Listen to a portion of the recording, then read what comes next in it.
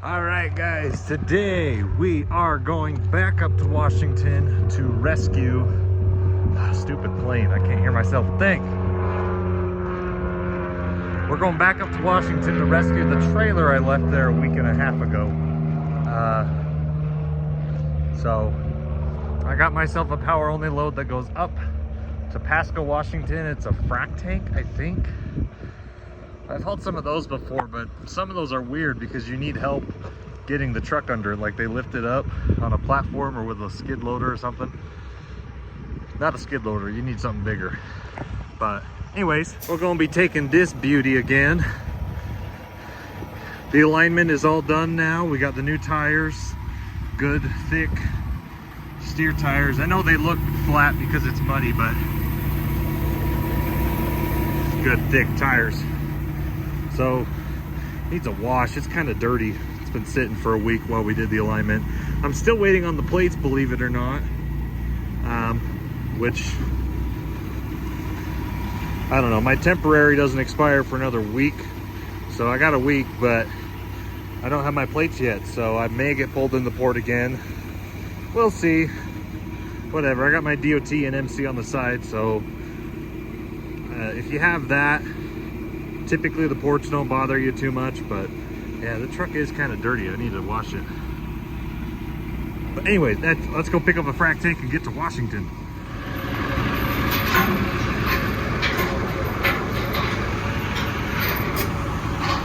That's all muddy. So he's gonna pick it up with the forklift. That's the one right there. It's a brand new double tank or something. I don't know what it is, but he's gonna pick it up. And yeah, I'm gonna get under it, and then we are gonna go to the truck wash because I just covered this truck in mud and it is very dirty. They had a puddle back there. I went to their back lot and it was just full of mud. So now, of course, I'm bobtail, so the back of the truck is now got all the mud that came off the rear tires on it. So yeah, best to wash it off while it's still wet. Now we're going to Washington. All right, we finally got it picked up. I'm hooked up. I'm just waiting for the paperwork. Oh my gosh. Dude, I just washed this truck like last week. Whatever. We'll go wash it again. We're just waiting on the paperwork and then we can head out. Get some pretty crazy views here in West Weber. Look at those mountains.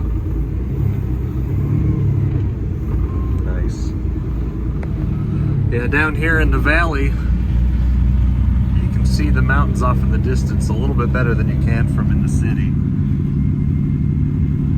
Guess there's houses in the way. Yeah, look at that view right there. Whoa. Yeah, that mountain's 20 miles away from me, but it looks huge, so nice. Christine came to bring me my clothes. Yeah. There's her Jeep. And here is the truck. We're gonna wash it. Because it's all muddy. Huh. Yes.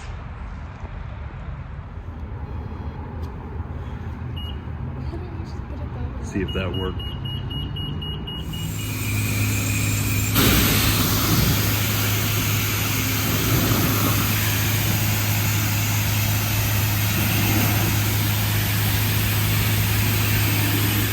Kurt to Jen 2309, the guy that commented on my last 3 videos that I don't wash my trucks. I have no pride in my trucks, that's what he said.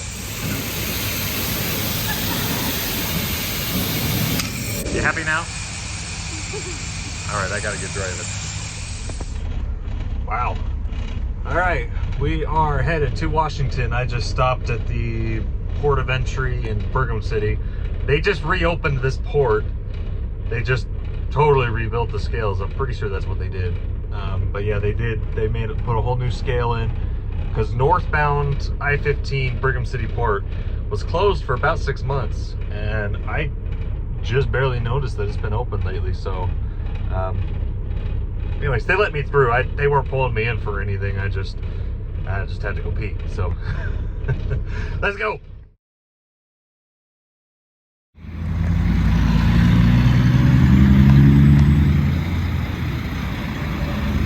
Looking rig.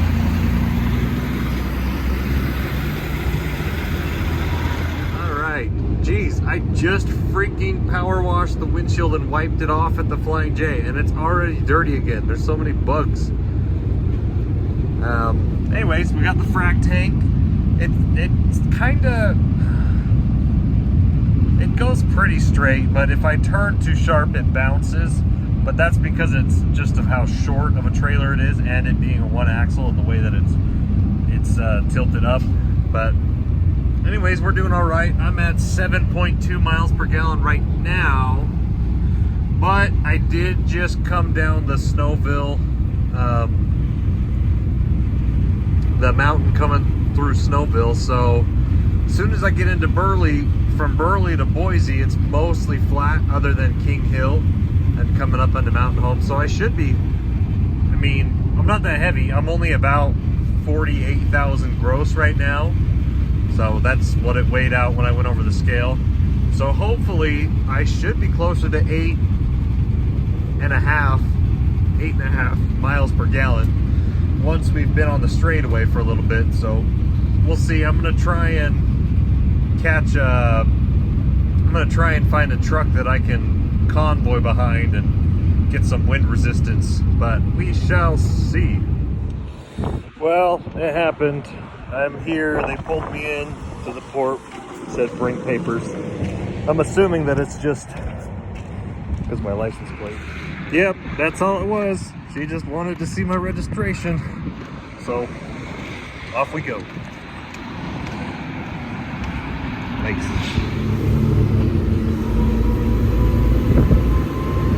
I have been to that Walmart many a times.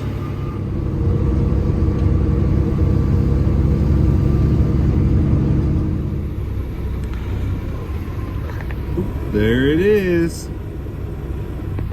There's my trailer, 1754, here in the drop yard for,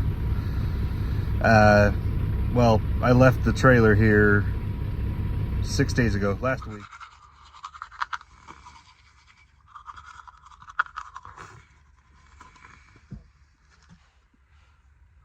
All right, guys, I am finally stopped for the night. I drove a little bit further. I am at the Shell. Well, there's a couple Shells, but there's a Shell stop that's just south of Pasco. I believe it's next to a meat packing plant. I think it's a Tyson plant. I don't know, but I come to this Shell a lot, actually.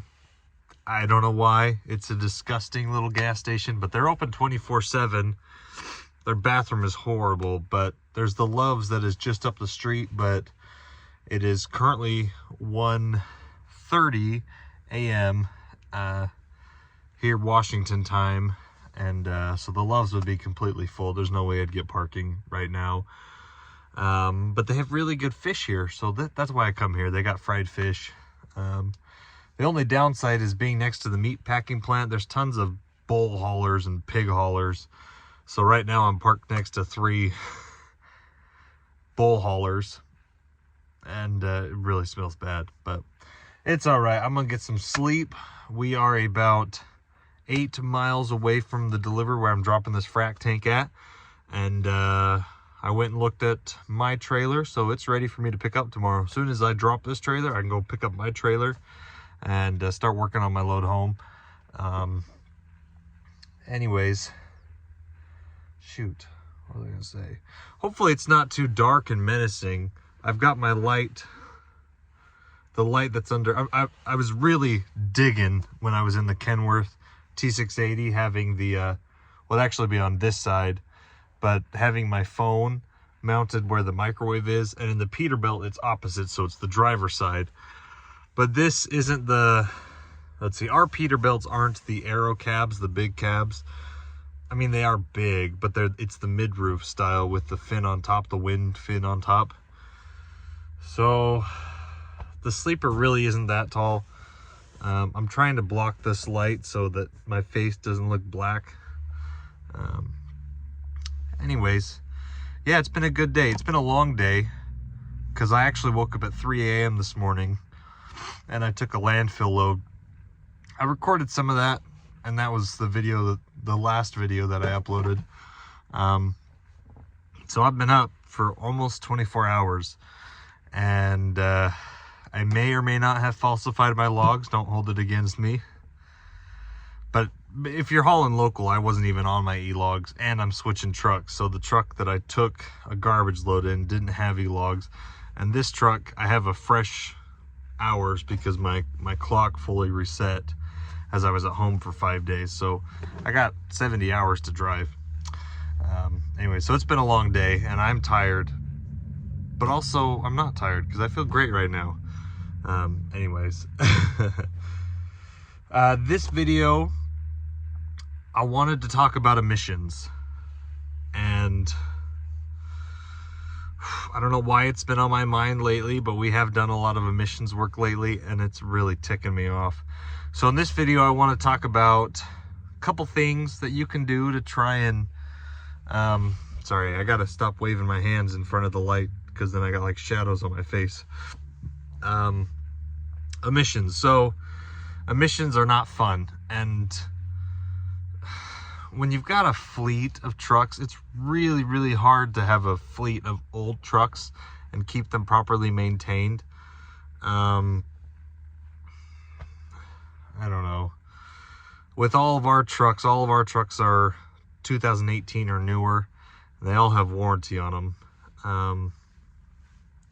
So it's, as much as I would love to go out and buy gliders or convert all my trucks to gliders, that would void the warranty on all of our trucks if I went out and did that.